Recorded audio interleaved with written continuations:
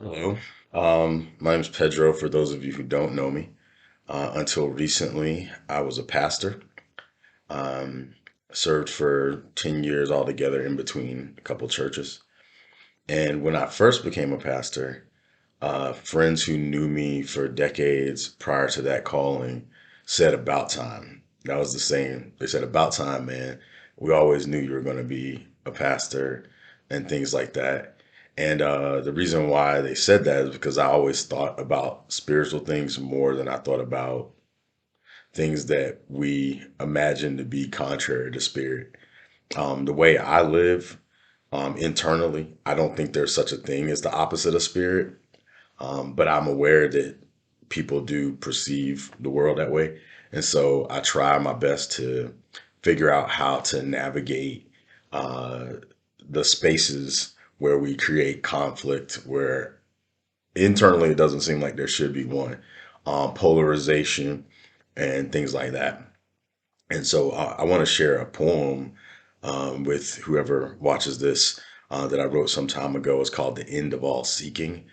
And when I am by myself, I meditate or pray, talk to God and stuff.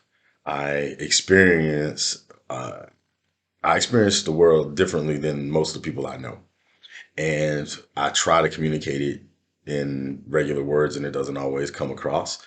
But in poetry, I am able to articulate it, and a lot of times, for a long time, I learned to just write it for myself. Uh, and now in this season, as I'm trying to um, listen for what is next in my journey, I decided, at least for today, to start sharing more outwardly and seeing how that helps guide whatever's next. I'm currently working in a field that I think is really cool. It's called bridging, which is trying to bring people together across differences. Nothing that matches me in the life I've lived, in the places that I've been, and things like that.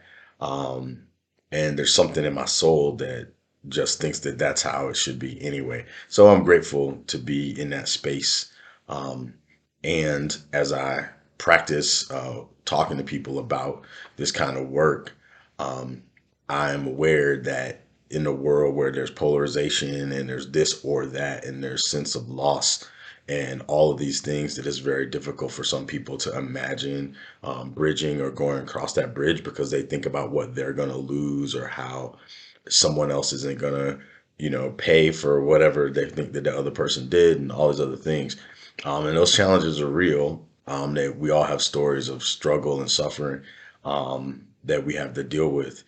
But with this poem, it's coming from a place of, what happens when we get to the end of all this, the end of all these struggles, the end of all the things that we wrestle with, what will be there. So that's a long introduction to the end of all seeking. So at the end of all your seeking, you find what wasn't lost, and that you've paid the greatest price for that which had no cost. You've died at least 10,000 deaths, but now you die no more, and killed at least 50 times as much, thinking God is keeping score. You've traveled in and out of time in your aims to conquer space, and now you see there's no here or there to see outside your face. At first, this thought disturbs you. How could this ever be? All those times I killed to live, I was only killing me? Where are all your enemies, O soul that thinks you know? The ways of God are past understanding, where thoughts divided cannot flow. All the chaos that you created to prove that you are you, a self that is not self, big S itself, a being not quite true. Then through the gate, one final time, your exits now have ceased. Once again, you're one again, for you refuse to feed the beast. You made that one decision that undoes the first divide, the incision in your vision that appears as polar sides. And now you see what he sees, why he does what he has to do. And now you're saying with him, Father, forgive them for what's untrue. No one has ever harmed me. Darkness does not conquer light. Who I am in God is true. Now vision usurps sight. We are something like eternal. We are before we were. The plank no longer in your eye, free from time distorted blur.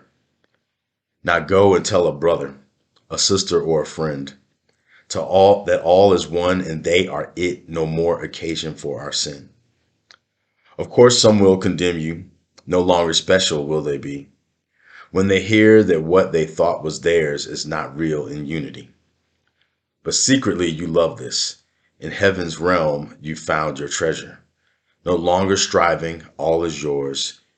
In the truth we are together. Now no longer seeking, for there's nothing left to find.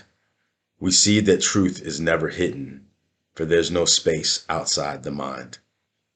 Let's stop seeking for that which cannot be lost. I hope that this connects to some of you. I think I'll put the words in the bottom of the video description. But more than anything, I hope and pray that we find a way to go within ourselves and to find peace and find a treasure that dwells within us that no person can give us or take away from us. And that out of that abundance of our own inner experience, our own inner life, and the love that dwells within us and the love that is us, that when we come to that place, we can then give freely of that, not fearing loss. And then we can work towards a world where there's a bridge to everywhere and there's a culture of collaboration and that we can defeat problems instead of people. So that's what I have for today. Bless you.